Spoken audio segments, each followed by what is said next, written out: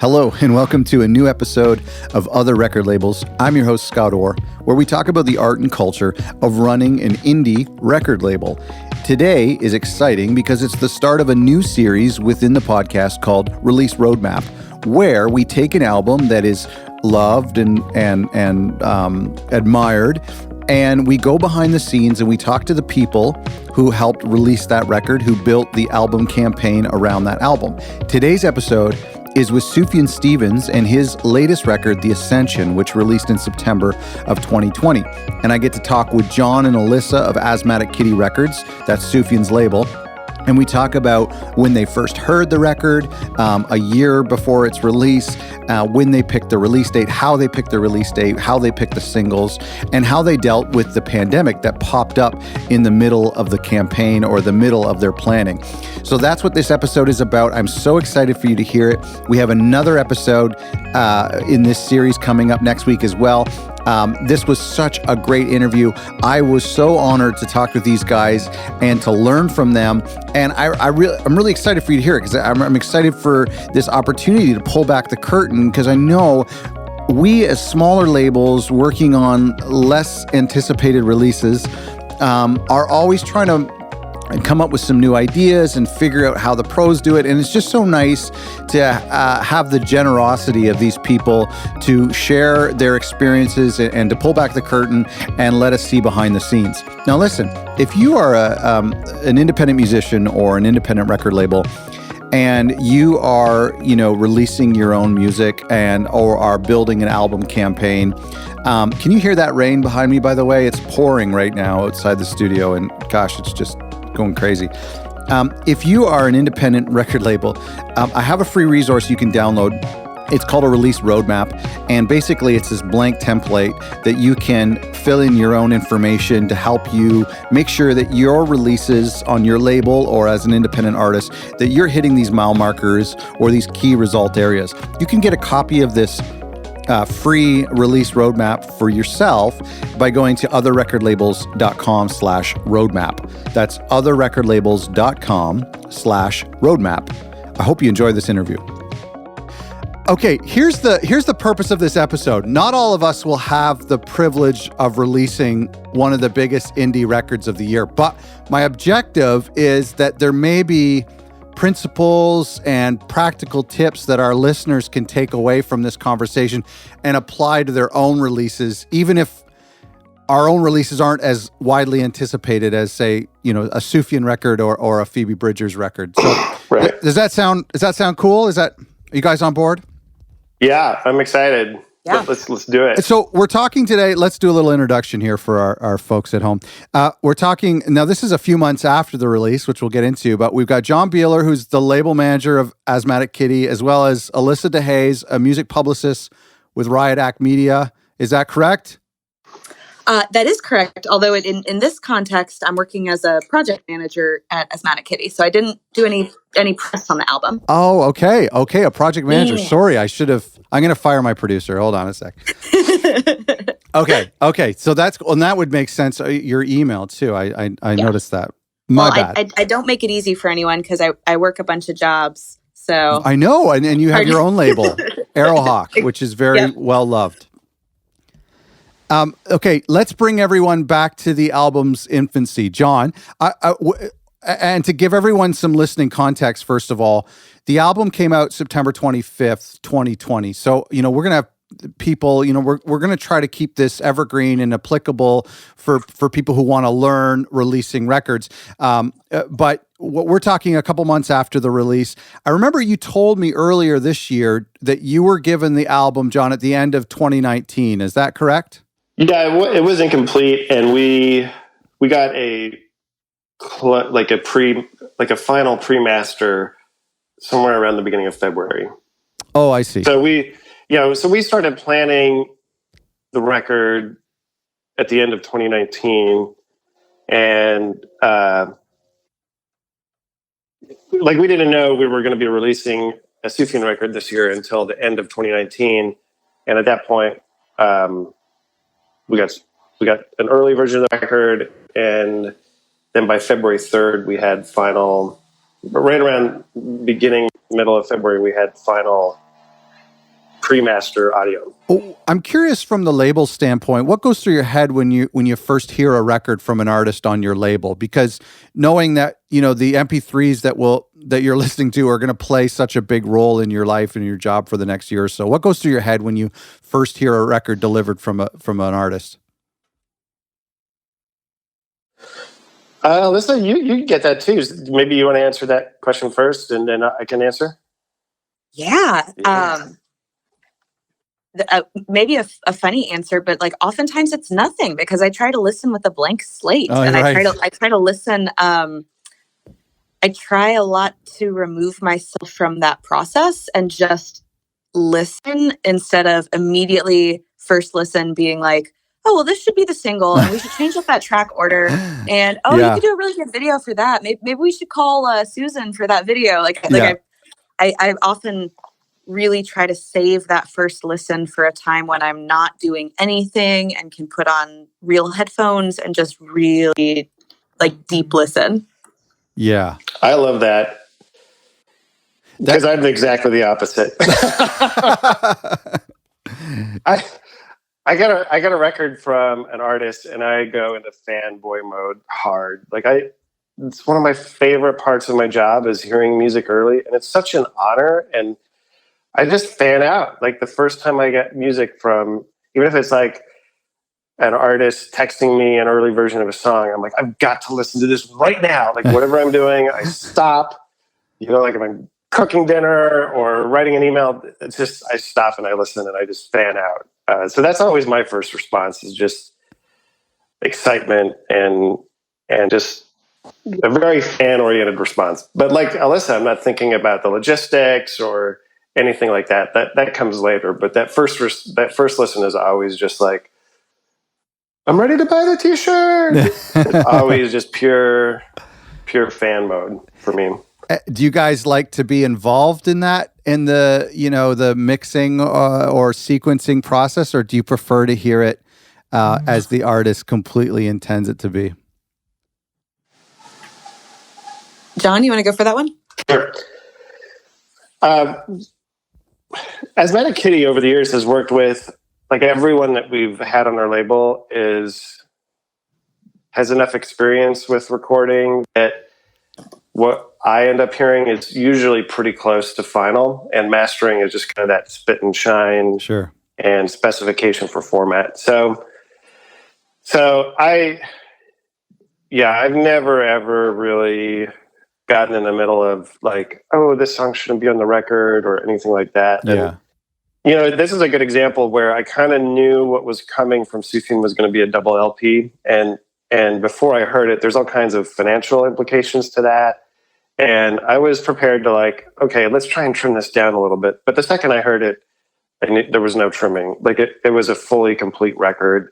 And to take any song out at all, I knew it the first time I heard through the whole record. So I guess there is sometimes a thought of interrupting the process. But as an artist-oriented and artist-owned label, it's really important to let the artist's vision fulfill itself in the way that they imagine it. With my job is to bring the pragmatic considerations and to offer those options and let them decide. So Sure. When there's a double LP, it's there are implications to that, and we can talk about that down the road. But. Sure. Yeah. I mean, it's also just kind of an archaic stereotype of record labels, saying you need to go back and write another hit song, or we just don't see that in our world very much. Yeah. Did the label or the artist have fall 2020 earmarked for a release prior to receiving the record? What type of, going back to the end of 2019, when did you start to imagine when this would come out? Yeah, that, by the way, I'm hearing a lot of, you can edit this part out, I'm hearing a lot of weird scraping. I don't know if, it's not coming in. We don't have it in the recording. Okay. Oh, okay, good. No. Okay. It's just somebody trying to get into your office. Yes. It's the Halloween ghost. I received the record at the end of 2019, and we wanted to make sure that this release had every opportunity, that we did everything right. This was, of course, pre-pandemic. So things changed, but that ethos stayed the same. What mistakes can we not make? How can we release this as perfectly as we can? And so part of that is just giving retailers and record stores and our distributor enough time to pitch it, to slate it, to think about it themselves. So that was really important. So yeah, we'd always anticipated anywhere from 6 months to a year. And then, of course, as you know, Scott, there's just the logistical implications of pressing vinyl. Sure. Where if you're going to press X amount of vinyl, if you're going to do a run of 500 or 1,000, it's still 2 months. Yeah, sure. If you're going to do tens of thousands of records, as we did, you really have to have slated that out. Yeah. We'll get into that, and I imagine, and I know that the pandemic has affected production again, even though production was getting to a point where it was getting a little bit better, but I think it's gotten tough again. When was the release date? September 25th, 2020. When was that established, or at least penciled in? Like how far back from that date? I think around February, like right around when we got final audio, and is when we started working towards September 25th. And part of that was just a conversation with the distributor, secretly distribution, as to what date would be ideal and what's coming out on what date and so forth. So right. Yeah. And checking that there's nothing that would be competing with that date, or that you're stepping on anyone's toes. Alyssa, I'm curious from your experience, what does picking a release date look like? I sometimes wonder if I overthink the importance of a release date. How important is it, and how strategic should labels be at picking a release date? Oh, that's a big answer. Okay. There's so many different factors in play. I often try to approach things from when can things be done by, and I usually make that my starting point. And then once I know when things will be done by, or and even then it's kind of a push and pull between, you want to set yourself something that is feasible and reasonable, but if you don't set yourself a little deadline, then you might not, all parties might not be as motivated to meet that deadline. So yeah, from there, kind of set a reasonable deadline, and then just try to see what else is going on in the world. But that also has its own kind of duality, because the quote unquote good times of the year to release an album are very crowded. Sure. Especially on the Aerohawk side, I'm almost always working with developing artists. And so I don't necessarily want to put a developing artist up against the Sufjans and Pictures of the world. Yeah, right. That's true. So sometimes, in a way, there's also a different side to, like, if you release something in November and December, your distributor hates you, but you might be one of the only releases that month. So, it's so case by case. Sure. At least for me.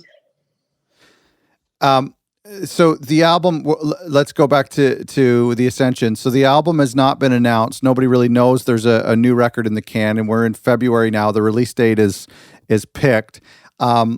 Tell me, at what point did the pandemic and the shutdown appear on your radar and really start to impact the album's release plan? Yeah. If you can remember back that far. Yeah. It's like 6 years ago. Decades ago in pandemic time. Decades ago. So we didn't announce until I believe it was mid-June. And I'm sure we'll talk about that. But I think pretty early on, lockdown, especially that initial lockdown, which everybody remembers, was just a little bit of a free-for-all. It had that kind of feeling, for me anyway, of 9/11, just kind of what is happening, and nobody really knows, and everybody is going to buy toilet paper. That's when we were doing the planning for everything, and it was, as was really the whole process, almost an entirely day-by-day evaluation. Right at the start, it seemed like vinyl, which is really a driving force in timelines these days, was on hold, or maybe not, but then maybe because nobody was ordering anything. So at the beginning anyway, we were still going to press it, but we did decrease numbers, and that even showed in the fact that America, which was a 12-inch single, we only pressed 1,000, and a lot of that was due to limitations of staffing at pressing plants, but also expectations of sales, and so some of that got baked into stone because it was that first couple of weeks of where we were all justifiably freaking out a little bit. Yeah. Alyssa, with your label and with the projects you've been working on this year, has the experience of the pandemic been like for you when it comes to releasing and promoting records? Yeah, we had Jeffrey Silverstein release an album and Nana Grizzle from here in Athens, Georgia. And, both artists absolutely had tours canceled.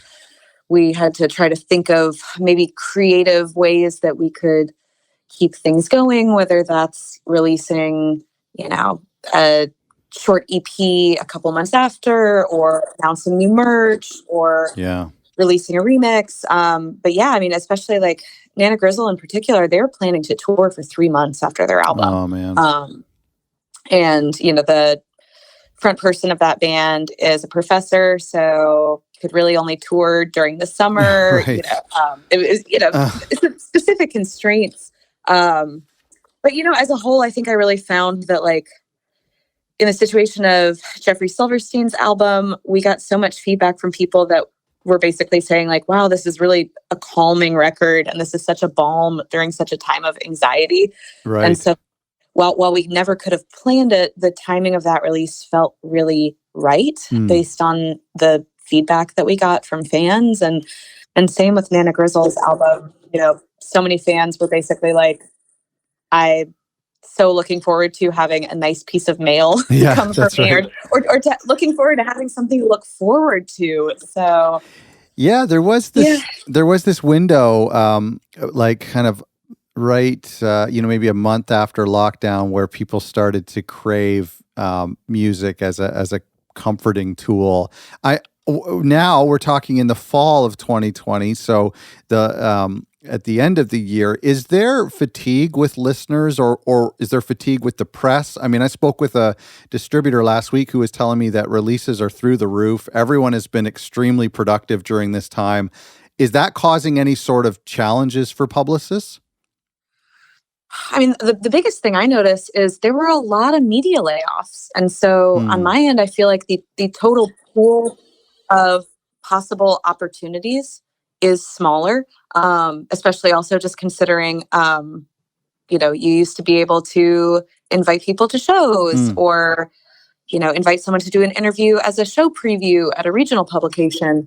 That's a big hit, because an artist used to be able to get regional press in many different markets by touring. And now, if they're not touring, they only really have a local angle in the place that they are from. Right. Good point. But yeah, I mean, I feel like I even noticed a difference. Countries that maybe handled COVID a little more quickly and efficiently seem to be having a lot better music press outcomes than here, when a lot of folks got laid off, you know? Right. Interesting.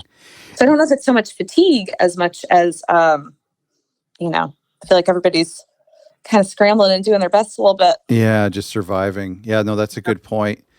I do think there was a little bit of a bottleneck, because initially in March, a lot of people did put releases on hold. Well, yeah. And then everyone sort of, like, I remember definitely with my schedule, started getting emails from people being like, okay, we're announcing next week. And I was like, wait, I thought I was on hold until next year. You need me next week? Oh man, it's such a hindsight is 2020 now, that we look back and say, okay, this month was good for releasing, this month was bad for releasing. Yeah. I want to ask, like, from the label perspective, there was a lot of mainstream artists, like you mentioned, Alyssa, who made these last minute decisions, for better or for worse, to move their records. I think of The Killers move their records, Lady Gaga, Haim, Weezer. This must have been a moving target for for this Sufjan record, as the shutdown and the status of the pandemic was so fluid back then at the midway point of 2020. Can you walk us through, John, that process of you had the release date, and then you manufacturing was a concern, but then what was the decision process? Okay, when are we going to announce this record and commit to releasing this record? Yeah. So there was some internal conversation about, especially in those first few weeks. So let's just call it, it's important to contextualize that. Like, a lot of our community, the music community, is in New York City, in Brooklyn, and you would say, "Hey, how's it going?" And you'd hear like, I don't know, all I hear are ambulances and cooler trucks that I think are driving bodies around, right? So there's definitely this sense of, we moved into a stage where, I hate this phrase, but it's like the new normal, just meaning like we've adjusted, we have a clear understanding of what COVID is.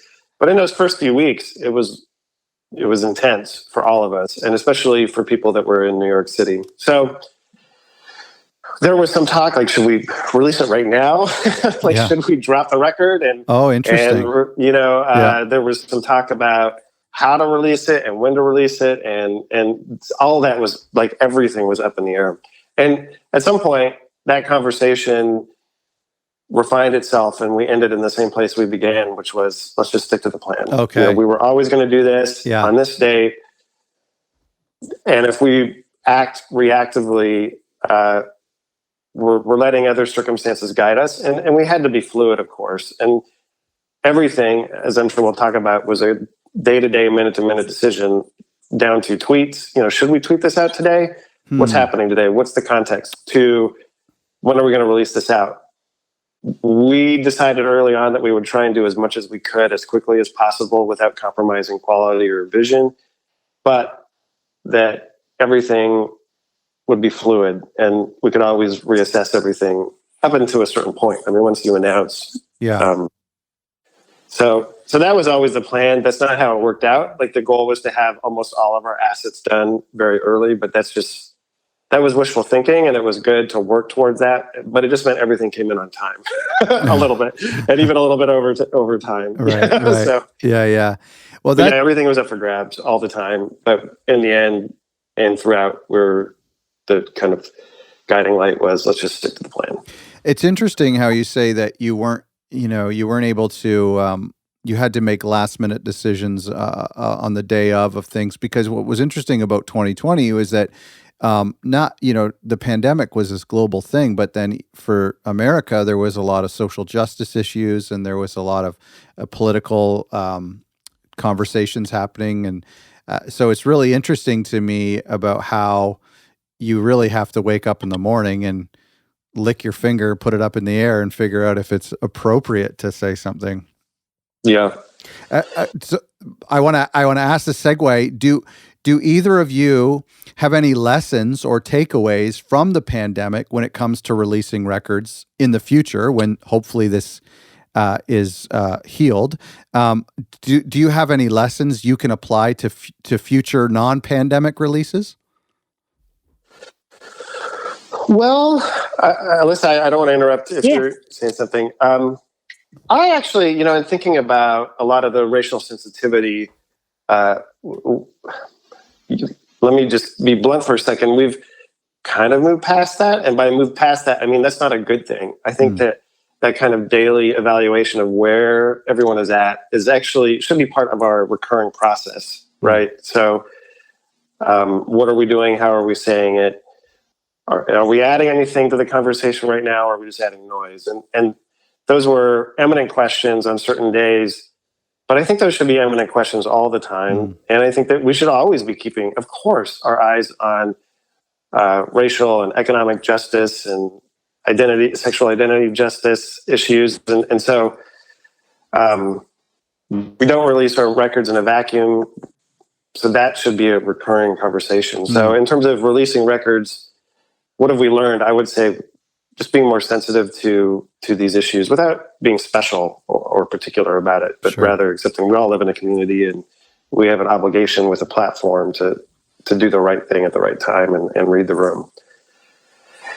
Yeah, I think to tack onto that, reading the room was the phrase that I definitely had in mind. I also handled social media for Smithsonian Folkways record label, and there were a lot of you do your content planning for the month and for the week, but especially this year, there was absolutely a lot of waking up in the morning and being like, "What do you guys think? I don't think this is the day for us to be like, buy this, buy that," and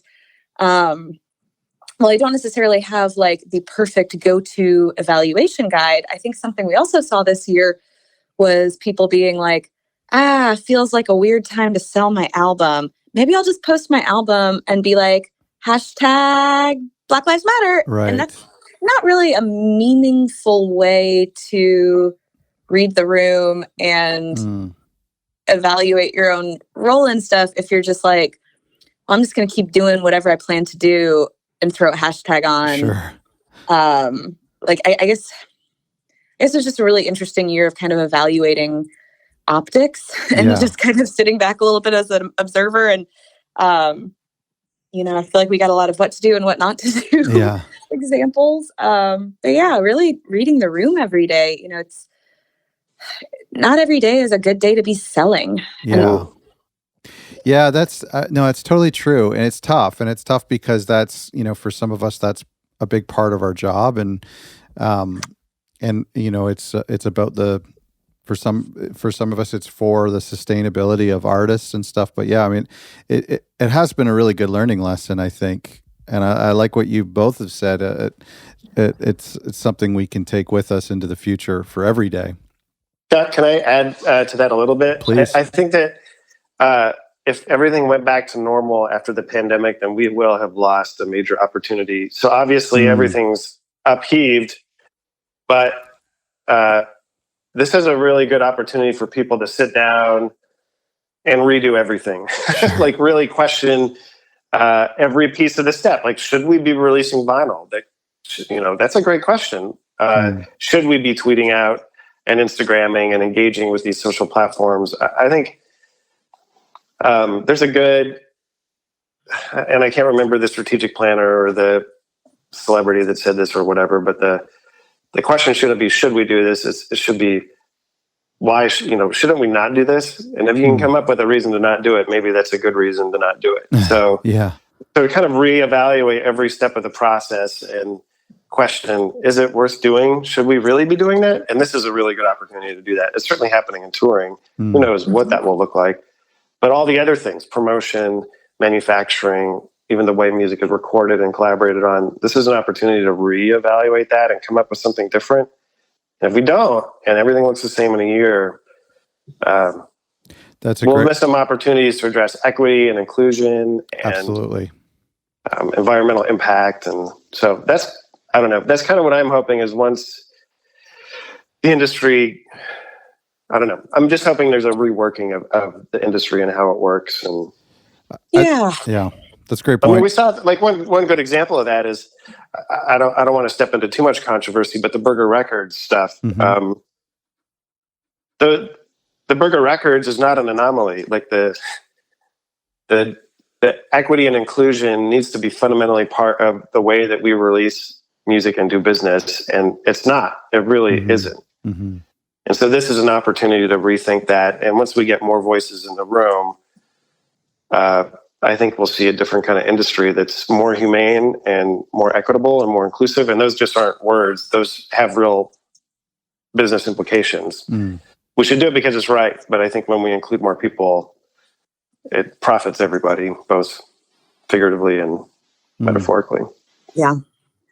Yeah, to kind of tack onto that, like, something that I really hope people come away from this year with is I feel like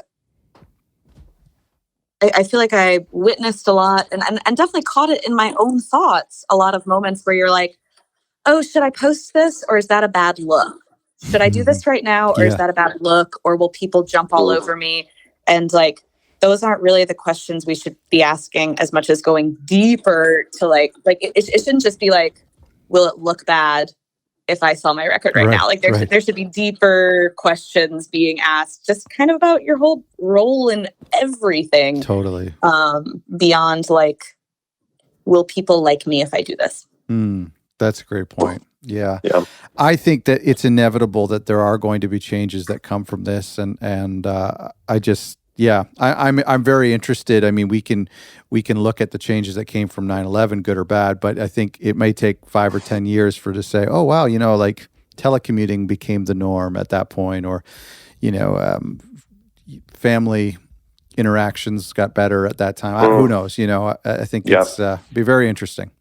And I love what you do, Scott, as a practice, is just outsourcing a lot of how the process works and opening the doors. And I've been talking to several artists over the last few months and trying to make myself more available as a middle-aged, middle-class, cis, white, straight guy.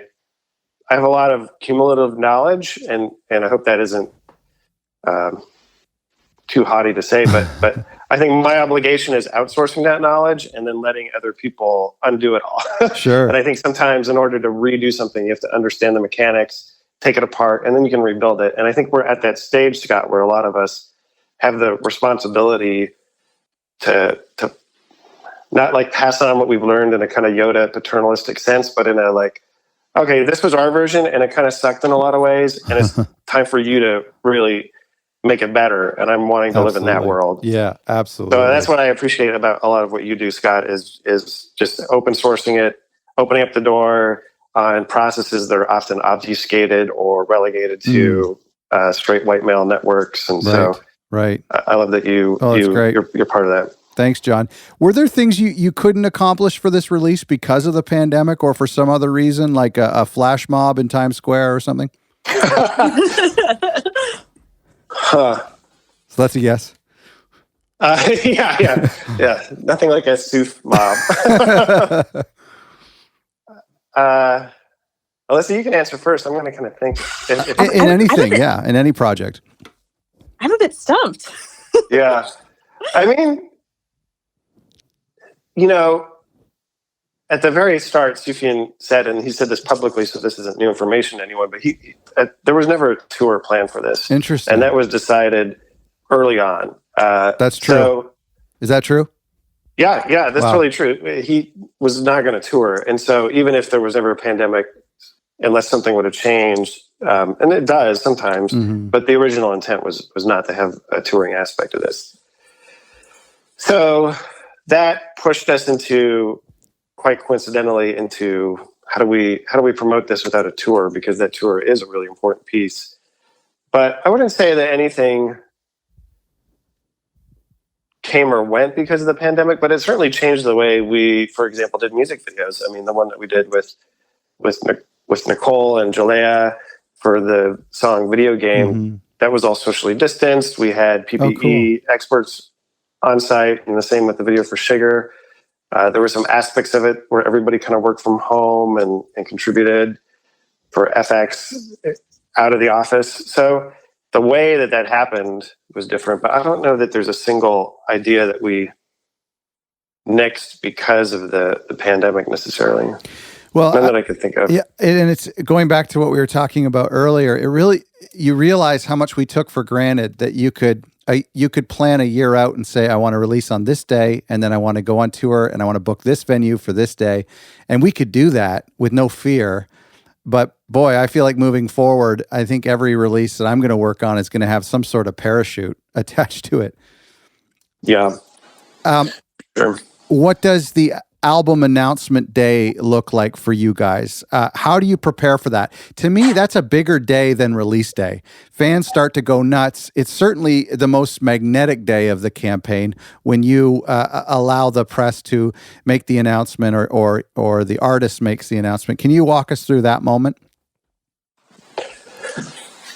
Yeah. I think I often look at milestones in an album cycle. There are things you can control and things you can't, and the release date's the big one and the announced date is the other one. Okay. And those are the two.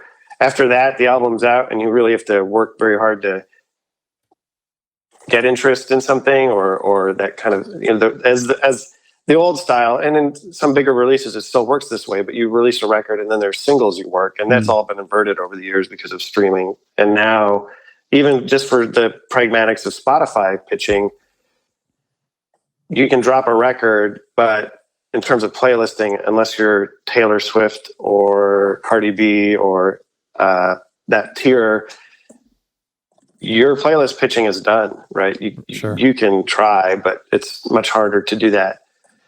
So yeah, I would say the announce is one of those major milestones that you get to control and set. And it was pretty important for us too. We did it at the end of June, and was that fluid? Were you, or was that set in stone? Let me pull up exactly when, so I have the exact date of when we announced. But it did move around a couple times, and a lot of that was just getting assets ready and figuring out how everything should go. So it looks like, we announced on June 30th. Oh, and I think originally our plan had been to announce that a little earlier. Okay. And then, I don't know, Alyssa, do you remember, why did we push it back a little bit? I think it was just getting everything together just didn't happen as quickly as we wanted it to. Yeah, I feel like we were maybe waiting on some components. And I feel like now I'm also a little bit kind of lost in thought over here, because I was thinking about what you said, Scott, about announce date being bigger than release date. And I almost feel like you need to almost have opposite approaches, whether you have an established artist like Sufjan or a developing artist. Sure. Sometimes with a developing artist on announce date, you're like, guess what? And people are like, who? Yes, you're right. You're right. I should have clarified that. You're right. That's a good point. So ideally, the fans go wild. Yeah. There is. Not all of us have subreddits attached to our artists. Yeah.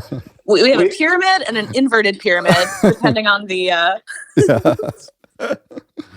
I think that they're with an artist like Sufjan, but I think this would be true for really anyone that has a certain group of people that are excited about the record, whether they have a subreddit or not. There's always a few people that are going to be excited about any artist, right? There's always, hopefully. Yeah. And I think that expectations, so I don't know, there's this study that was done, and they looked at people who were younger, who turned in the same resume as people that were older, who turned in the same resume. And of course, the people that were younger, the HR and recruiters were like, oh, this person is definitely a way better fit. And there's something about potential. I call it the Superman effect. Like, the trailer for that Zack Snyder Superman movie is so good. Like, I saw that trailer and I was like, this is going to be the best fucking movie ever. And of course it wasn't. It was such a disappointment. And there's a way that imagination can play in that's helpful for an album cycle, but there's also, particularly with this kind of record where it's not Carrie and Lowell Part 2, it's very different. I think it actually is closer to it than people seem to have heard, but there was a lot of conversation around expectations and what people wanted to hear from a Sufjan record versus what they were going to get. So the announce is tricky in that respect, where you get a lot of extra points and you can milk expectation and anticipation and imagination a lot of ways, but it can work against you too. So it's very important. I think the announce should not be hype. It should be setting expectations. It should be the first reveal, and it should frame the record, because you don't get a second announce. There's only one. So. Alyssa, thank you for holding me accountable there. What does a release date look like for an artist who isn't massive? I feel like for me, a release date can matter. Sorry, an announce date. I'm sorry, I said the wrong word again. Yeah, I'm getting fired. I think it's so much of an introduction. It's really introducing anyone in your sphere to this artist, and so much of the prep work is trying to figure out, like, okay, who is already aware of this artist? Let's make sure we really nurture them. Right. Let's try to figure out maybe some way that existing fans or people who bought albums in the past feel like they get some kind of jump or lead on the news. Maybe it's early access to something. And then for everyone else, it's a lot more of like an education effort. No, that's a good point. I read this term. I'm obsessed with this term called market sophistication that I read in a book just this summer. And it was this idea of how sophisticated is your market? How have they heard about the product you're trying to sell to them? And if you're selling a refrigerator, everyone knows what that is, and nobody's going to get excited. If you're selling a refrigerator with a big screen TV on the front of it, that may get a little more interest because that's novel. And I've been thinking a lot about it from the perspective of us releasing records. When we say that we have an artist with a new single out, I mean, that just doesn't give anybody goosebumps because they're sophisticated. We seeing somebody release a rock band releasing a record is not news anymore. I find that to be a huge struggle now when we're announcing records or we're even releasing records or singles. Do you find that? Could you clarify that question a little bit, Scott? Good. Good. Well, I mean, maybe more a question for Alyssa because we're talking about non-Sufjan level artists. But yeah. I mean, how do you get people excited for something they've never heard? Yeah, I think narrative's really important. I think narrative is your best friend in that situation because I think you maybe mentioned something to the effect of like, how do we make an album announcement news? And that's a really good point because if there isn't already notoriety or following, so-and-so released an album can sometimes be met with like, cool, so did, 30 other people this week. What's different? Yeah, and so, right. Being able to have some kind of narrative that figures out like, I taught music publicity and promotion at UGA for 5 years and would often lean back on like, you really need to make sure any of your written materials very quickly get to the point of like, why should I care? Yeah. Like, yeah. People are pressed for time. People are, we open our phones, we open our inboxes, and there's just so many messages being thrown at us constantly. So if you can really quickly but elegantly answer, why should I care? Yeah. That's going to take you really far. Sure. I want to ask you guys about pre-release singles. John, you touched on it a little bit. And by the way, I should have said this at the beginning, and I'm going to say this again when we get off the air, but the album is fantastic. I really want this episode to be applicable to people who aren't fans or aren't familiar with Sufjan's work or with this particular record. But this record, The Ascension, is absolutely brilliant. I love it so much. You guys did such a great job on it. My kids love the song Video Game. They don't get it, but I don't get it. But I love it. It's such a beautiful record. I'm a huge fan of Age of Odds, and this feels like a nice, a very beautiful continuation of that. Anyway, I just wanted to get that out there. Oh, thanks, Scott. That's really kind. Yeah, we love it too. So much is going to be prejudged about the record when you release a single, especially when an artist brings this, a previous sound with them. As you were sort of mentioning, you picked a song called America that's 12 minutes and pretty intense as the lead off single, and then I think the follow up is like a 4-minute pop song called Video Game. Was that dichotomy intentional? Like, what were your thoughts when it comes to singles at that point? So we took a poll. So here's the thing about working with Sufjan is that he has great instincts. So I think that almost every single here was his idea. And opening with America was definitely his idea, and making sure that Video Game was one of the singles was one of those ideas as well. And I'm not sure that I would have done that if it were totally up to me. But as we polled people, our fellow distributors, radio, everybody had a different opinion about what the first single should be. Like, Shill at Tiger Bomb, who does radio, he was like, "Oh, Landslide is it?" Like 10 seconds into hearing the song, and that was his. And someone else might say Video Game, and someone else might say Tell Me You Love Me. I mean, it was just So I think some of the play and the flexibility came in, and including Sugar, but otherwise, I think every single was Sufjan's idea. And I think, I'm reading into that. I don't have any inner knowledge on why that is, but I think that America and video game form the two, like these three singles kind of form a good triangulation of what the record sounds like. And, It is and every true. other song falls somewhere in that triangle in terms of style, intensity. Yes. You know, video game is probably the most simplest and lyrically and the poppiest. And America is big and ambitious and intense. And I noticed some of the comments online were kind of like, wow, it's kind of dumb to release the last song that's 12 minutes. But when you own your own label, you can do whatever you want. Yeah, that's right. And so, I think there's a really real value to that in defying, you know, had a traditionally run campaign been applied to this record or album cycle, you know, campaign is an interesting word, album cycle, it probably would have been Tell Me You Love Me, Run Away With Me, and I don't know, Alyssa, like maybe Ursa Major or Landslide or Make Me an Offer. Like just kind of, you do a poll and whatever rises to the top, that's what you throw out there. But Yeah. I think artistically speaking, it was important to triangulate this record within those three songs. Well, that's actually a really good point, and I think it's very applicable to anybody listening, any release in any genre, to, as you say, triangulate, where you really have both ends of the spectrum represented in those two first singles, and then Sugar is the hybrid. It's beautiful, but it's also ambitious and long as well. But it's very, very beautiful track, and so. That's a really great takeaway for me, is to kind of represent the album appropriately.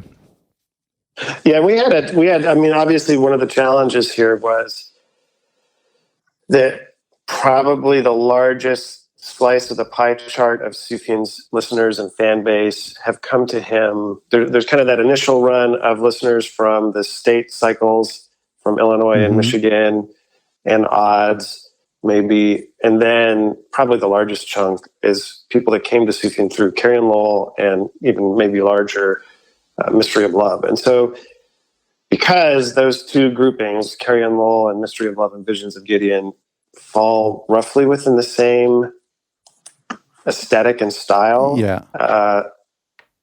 we knew there were going to be a lot of people that would hear this record and be like, "What the fuck? I just want to sit and cry." But this is not a I mean, I even saw on release day or the day before, people like, Sufjan's coming out tomorrow, I'm ready to curl up in a fetal position and cry. And this is not that record. This is get the fuck up, get out, and fix the problem. You are personally responsible for the corporate problems. And I think that in terms of reception, I'm going a little maybe ahead of ourselves, but I think that threw people for a loop. And there's a part of us right now that does want to be coddled and cared for, and some of that is valid and good.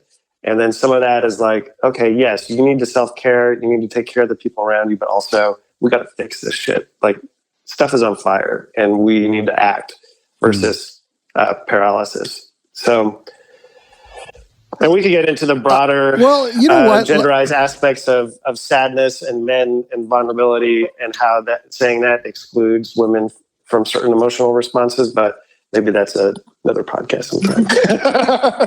I want to go back to that in a couple of minutes, because I do want to ask you about how you would communicate the artist's theme of the record to the masses. But first, I do want to just, as we were talking about pre-release singles, Alyssa, what role do pre-release singles play today for the average artist in the streaming world? Because, you know, we may not be trying to get radio play in the traditional sense necessarily, although some of us may earn income from good playlist placement. How do you guys view the role of pre-release singles?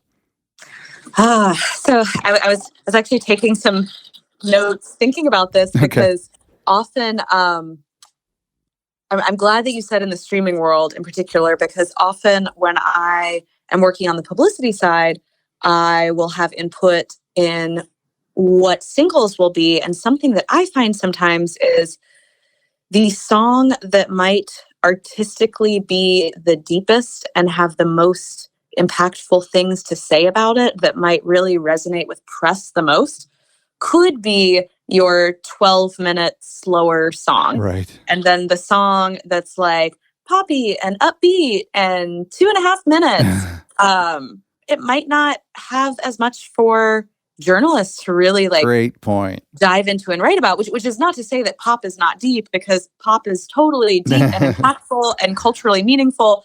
But I often find, the songs where you're just like, wow, artistically, you could have a field day dissecting this song, might not be what a distributor would say, like, oh, we can totally pitch this to indie and chill for studying. Or your favorite coffee house. Yeah. Your favorite coffee house. Yeah. So it's hard choosing singles. And I think for me, a lot of times it goes back to kind of like how John said, when you run your own label, you can do what artistically feels right. Because to me, the singles serve to get someone excited about an album and also preview the album. Like I like to make sure that single choice is indicative of what you will get on the album. Yeah, no, that's a great point. Guys, I don't want to take too much time here, but I just have a few more questions. Can we just? I want to ask you about artwork and the assembly, John. At what point in our timeline? Because I really do want this to be practical for people. But at what point in our timeline would artwork be assembled? And can you talk us through that manufacturing responsibilities and challenges? Yeah. So Sufjan did all the artwork on this, from illustration to layout, and that's not uncommon with Sufjan. He's a graphic designer by trade, and in another alternate universe, maybe there's an alternate universe, Sufjan's still doing graphic design as a profession versus, this is part of his profession, but and we're actually really excited to. We've tried we've tried hard to emphasize the design and the feel. So one aspect of that process is that the clear edition we pressed it and packaged it into a tip-on jacket, and that was important to Sufjan, and it's important to us in terms of making the product feel right. So with that in mind, though, like anytime you veer from the norm, things take more time and more money, and that was definitely the case with a lot of this. And one of the printers had a COVID outbreak and had to shut down for a while. So there were a lot of, everything would have shown up really early if it wasn't for the pandemic, and everything showed up a little late. And as a result, we had to push back the release date a week. So yeah, which is not a big deal, though, really. I mean, it's not ideal, but that's pretty good considering. Yeah, and even then we were late due to, like, there's still product making its way out there. Okay. Even now, and part of that is just because it was just crazy. Like, everything that went wrong, and it wasn't always. You couldn't say, "Oh, that was COVID," but I think if you pulled the yarn on that, at some point there was a COVID-related reason for almost everything. And part of it is just, I don't know. We're all under so much stress. I think we're only performing at like 60 to 80%, because our mind and our emotional wherewithal is on something else. And so that means that when the guy at the plant is writing down the address that the records are supposed to go to, he mixes up the street address, and the truck wanders around for 4 hours before they come back because the address isn't right. Okay? Right. So that's very gracious of you. Yeah. I was maybe less gracious. That's right. That's what had happened. The truck driver's listening right now. Hang in there. Well, that is part of it. Is another piece that perhaps we can learn from having released a record in the pandemic is maybe the same graciousness that we're allocating to other people under a pandemic. We should be offering that most of the time. And it's not to say that we don't hold each other to expectations, but maybe a little more grace would go a long way in post-pandemic, whenever that happens. Sure. So. Well, the packaging looks great. I was thinking the other day, I was listening to the record, and I find the manufacturing process to be so intimidating because it's so permanent, you know, and you get these records come back from the plant and you just pray that you didn't make a mistake because, you know, on the online world, you can change things. But I was curious about, like, you talked about right from the very beginning about how it's a long record, it's a double record. I mean, that's got to produce challenges for vinyl. I mean, what songs go on what sides? Do you run in the risk of maybe having to change the track listing because you're trying to fit a 12-minute song and a 7-minute song on the same side? I mean, was that an issue, the audio? I mean, if you go on, I love Discogs. I have a complicated relationship with my friends over on Discogs, which is the vinyl review. You know, people review the vinyl. They don't review the music necessarily. They're I see. This vinyl's great. This vinyl should be burned in a fire. Yeah. Those are the two options, I think. You know, a lot of those folks have said, well, why didn't you press this to 3 LPs? It would have sounded so much better. But right. As you well know, there are real world financial implications to that kind of, like, I wish a unicorn would jump out and play a song for me. Like, that's cool. That's great. Like, yes, we could have done that. And also we've already, when we went into this knowing it was a double LP, there are implications. For example, Carrie and Lowell was an inexpensive record. It didn't have a ton of packaging. We pressed a shit ton of it. And so we were able to get it priced very low, which meant that we could price it low at wholesale, which meant retail. This was almost like a next to the gum at the checkout kind of decision for a lot of people, right? Because it was one of the least expensive records on the record shelves in 2015. So there's less risk associated with picking it up. And I think as a result, lots of people bought that record. Sure. That's not going to happen with this one. It costs $30 or more due to all the inclusion pieces, but they're important to the artistic vision of the record. So those kinds of considerations work their way in. And in this particular case, we started everything as early as possible, and it was still late. And so it was pretty nerve-wracking. I mean, there was a lot of lost sleep on my end from when things would show up and when they weren't. And there was nothing we could have done differently. Maybe push the release date back to next year, but that we don't want to do that either. So there was there was definitely. Do you think it would have been, like, not including the pandemic, do you think it would have been better to have the masters earlier than February? Or do you think under normal circumstances that would have been enough time?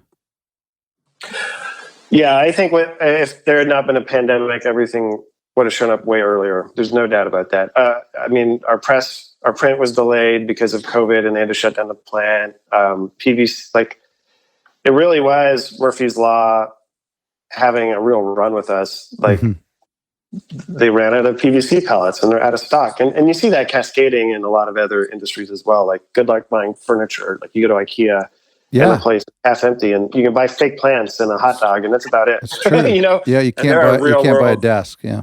Yeah, there are real world implications to every step of all manufacturing, no matter what you're buying. So, yeah. When does the PR process really start heating up? When would you send the album to press outlets and start setting up interviews? How many weeks back from a release date approximately? Like normally or here? Yeah. Okay, explain. Well, I think normally the album cycle is, depending on Alyssa, you could speak to this, of course, way better than I could as a publicist. Yeah, I mean, normally in a perfect world, I'd get a 5 to 6 month jump on starting to seed the album out to some key press. Wow. And then, on announce day, which would probably be more like 3 months before album release, then I would be sending albums to kind of like longer lead folks, individuals at larger publications, the folks that are already emailing me saying like, hey, I need to know what you have coming out in February. Right. But this was, and then regarding interviews, ideally I love for feature interviews to land closer to release date. So you do have to set them up way in advance. But this was a little bit of a separate situation with Sufjan because nobody really wanted to just send out watermarked promos with like a fire hydrant blast style. This is a little more locked down. Sure, yeah. Which I'll let John speak to.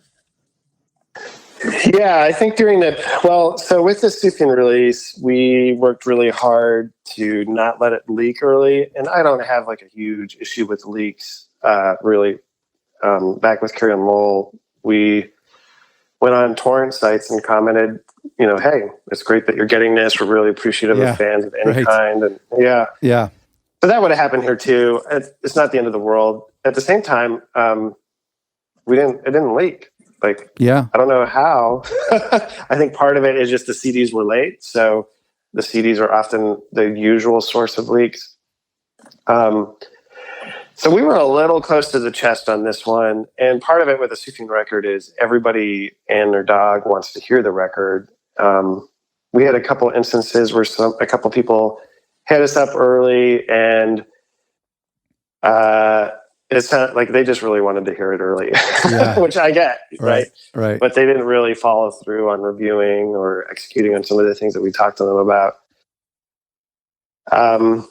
So the way that it worked this time is we kept things pretty close to the chest until about a month and a half leading up to release. I see. And there are tiers too. Like if you run an Instagram channel, an Instagram account, and you have one post and you started it 2 weeks ago and you email in and like, hey, I want to review this record. Yeah. We are big supporters of up and coming, but you're not going to get the record. Sure. So I think there were maybe, I don't know, Alyssa, if you can recall, maybe a handful. Like you could probably count them on 3 hands who got it prior to that 6 weeks. And then after that, it was like, okay, we really need to push this out and do it. And it also depends too on like, are they writing a feature? So someone that's writing a feature is going to absolutely need the record to be able to talk about it. So that and definitely press wise, and I think to answer the question of when it comes to sending out private promos, there's such a wide scale of like, as a publicist, are you more on the end of being like, hey, I know you haven't heard of this, but please care. I'm begging you to care. Or are you on the other end of the spectrum that's like, I know you know who this is. I still really want you to care, but I'm not so much in the begging you to care. That must feel really different. Maybe you could, next time you're promoting a Sufjan record, just bundle in other records you want that person to listen to at the same time. You have to listen to these 2 first. It's a good idea, Scott. Like previews that run before a movie? That's right. They're trailers. What about release week? Is there any strategy that you try to implement on the last few days? I always think it's funny when a single comes out 2 days before an album drops. I'm just ready to hear the record. What does release week look like for you guys? I'm thinking about an answer to that. Take your time. Yeah, in this case, it was kind of easy because a lot of our press hit that week of. So we had 1 or 2 big interviews occur prior, but most of the interviews and reviews landed in release week. So there's also a bit of it where, at least with the inner circle of fans, the most dedicated Sufjan fans, if it had leaked, they would have heard it earlier. And they're kind of, as music fans, used to downloading, finding and downloading records prior to them coming out on streaming. And they didn't have that this time. So a lot of them were a little perturbed that all these publicists or all these journalists were hearing the record early and they weren't. And, right. That's kind of, yeah, we had talked about releasing a song that week, and I don't know, we ended up scrapping it. It would have needed a lot more work, and it's funny because there were a lot of discussions about deviations to the plan that ended up happening. And basically the plan happened the way we talked about it. Yeah. Oh, that's really nice. So release week is always fun. I mean, you get to see people reviewing it and get angry at the reviews or not angry, or I think at that point you can convert into like celebration mode. And sure. I mean that in a most professional sense, where you're acting as we've talked about this before, Scott, but my job as head of the label in some ways is to be head fan, like the most dedicated Wow. Yeah. number one fan out there of the artists and the records that we're releasing. And if we're not, we shouldn't be releasing that record. And so I feel that in anticipation with people that haven't heard the record, they're just this kind of like night before Christmas, if you have kids where you're just like so excited for them to hear it and to experience it like you have so many times. So I just try and live that out on my sleeve and celebrate it and kind of jump around with everyone else that the record's coming out, and when it does, living in that moment with them, and it's always to me a release week is really fun, and it was busy this year, but it's still a really fun release week. Days are on Fridays at the time of recording this. Do you guys like that as a release day? It seems like such a hectic day to ask for people's attention. I really miss Tuesdays, but I miss Tuesdays too. Yeah. Especially, in the summer, I really noticed like a lot of people are out of office on a summer Friday. Totally. And so, yeah. Oh, it's crazy. Let's talk the last question. Post-release strategies has been a huge topic in our label community because release day can seem like the day the album begins this descent into the abyss. Like it's like the day the album dies, really, for unfortunately for a lot of us. And which is a shame, really, because this record in particular, and I didn't want to camp out too much on the music, but for me, the first couple of listens was like, it was lucky it was an artist that I loved because I was willing to invest in it. But the first couple of listens was a little bit jarring and I was a little confused. And then maybe about 3 days later, it totally clicked for me. But how do you guys promote a record when the anticipation and that mystery is all gone? What does the post-release strategy look like for you guys? Whew. Yeah, I was both depressed and agreeing with you when you said it's the day the record dies. I think, Scott, that we really, this gets back to my kind of thesis through this all, and that is like we have got to rethink. Like if we don't stop and take a minute to rethink every step of the process, we'll have missed a huge opportunity. And I think this is one example where, with all due respect to my friends at Spotify and Apple Music, streaming has made that reality possible where the album dies. And that's always been true. There's kind of, again, it speaks to the power of anticipation and imagination and the reality of the real thing. It's maybe the difference between, I don't know, like I haven't had the pleasure of using dating apps, but it's kind of like the anticipation versus the reality of the human being. Okay. You don't look like Mark Ruffalo. Oh, did somebody say that to you? I'm sorry. I'm sorry. My wife every day. Every day. She's like, I'm not married to Mark Ruffalo. I forgot for a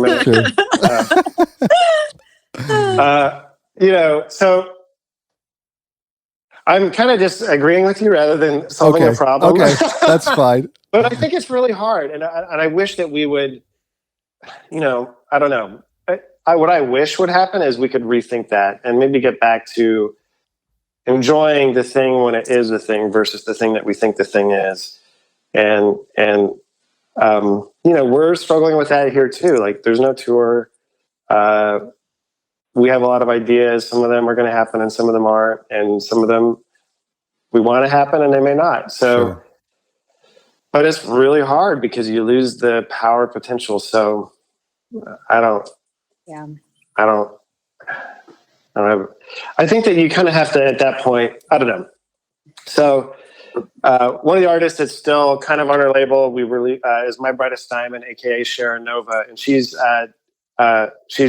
moved onward and upward with her career from the label, but we're still dear friends, and some of her releases are still in our catalog. And she had this thing that she used to say when we were talking through something, and it was like, you practice as hard as you can up to the show, but whatever happens during the show was always meant to happen. So, someone's guitar strings break or their amp blows up or or nobody's there or whatever happens on the show, you're not responsible for that. It's as long as you've done everything leading up to it, you can control that part. But what happens at the show is what was always meant to happen. And I think there's a bit of a release day where you're kind of letting your child it's an empty nest syndrome kind of thing where like what happens now is kind of what was always supposed to happen. So if there's an organic groundswell of support because it gets in some TV show, or there's like I hate this word, but there's a moment or whatever, it goes viral or whatever, Sure. I can't control those things at this point.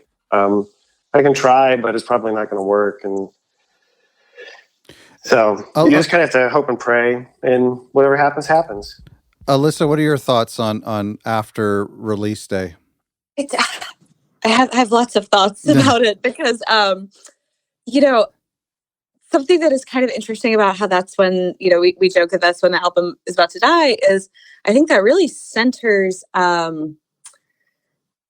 retailers and media a lot more than it centers fans, because for a lot of fans, release day is also the first time that they get full access to the whole album. Sure. So it's also when a lot of discourse can begin, because suddenly the playing field is leveled, and it's really day one of a fan with all of the music.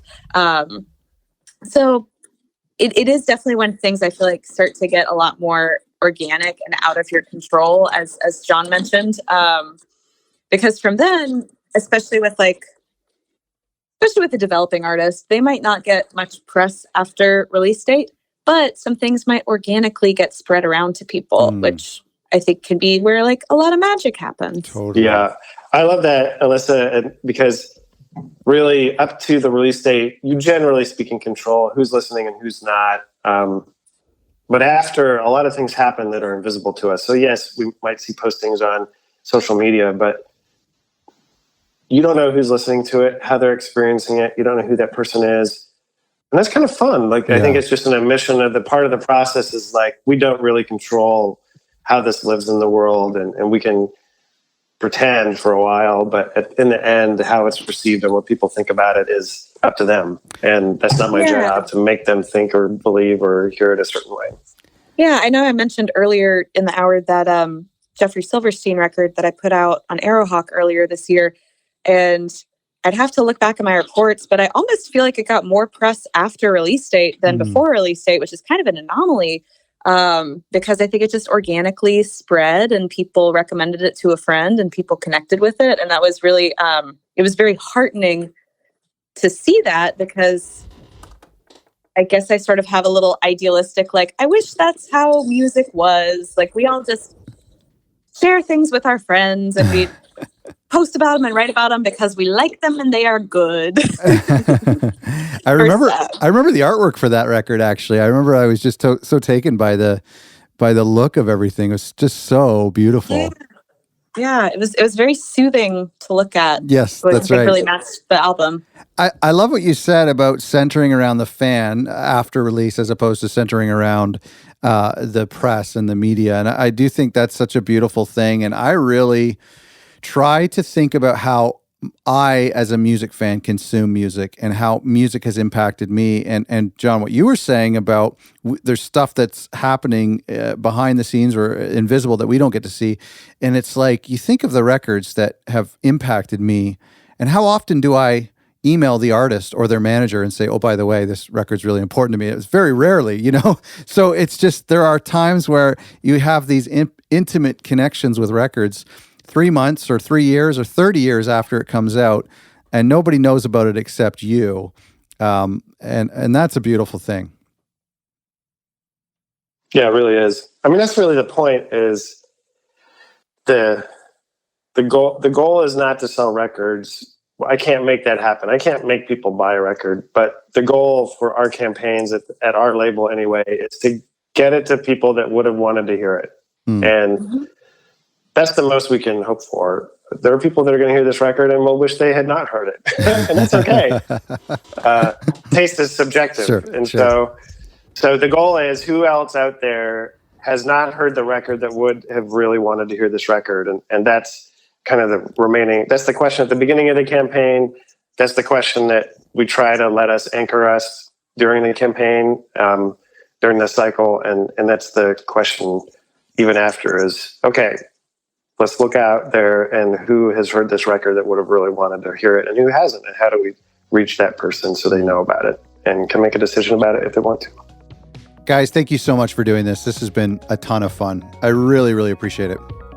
Yeah, samesies. Thank you, Scott. I can't believe I just said the word samesies, but samesies. Agreed. Thank you so much for listening. I hope that you have found this helpful and informative for you and your releases and your label. And we addressed this issue about how not everything is totally applicable because we're not all releasing records that may be this hotly anticipated as this particular record. That's not the point of this series. The point of this series is for a little bit of behind the scenes so we can learn how the experts, quote unquote, do these big releases and how we can take some principles either literally or just pieces of these principles that we learned from them and apply it to our own releases. Speaking of our own releases, if you are like me and want to get better at releasing music and giving ourselves lead time and planning and being strategic, then you can get a copy of our release roadmap, which is something that goes along with this series. It's a blank template that you can kind of fill in the journey for your releases and make sure that you hit your mile markers in your key result areas.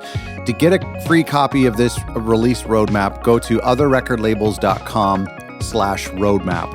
I want to thank John and Alyssa and Asthmatic Kitty Records and Sufjan Stevens for being a part of this show. We have another episode next week in this series coming up. I'm excited for you to hear it. It's just such an honor to be able to pull back the curtain and to hear how the albums that we love and admire are released and how we can learn from them. So I want to thank them for being a part of the show and thank you for listening. Please subscribe, leave a review, and share the show. And visit our website, otherrecordlabels.com, for resources for indie labels. Thanks for listening.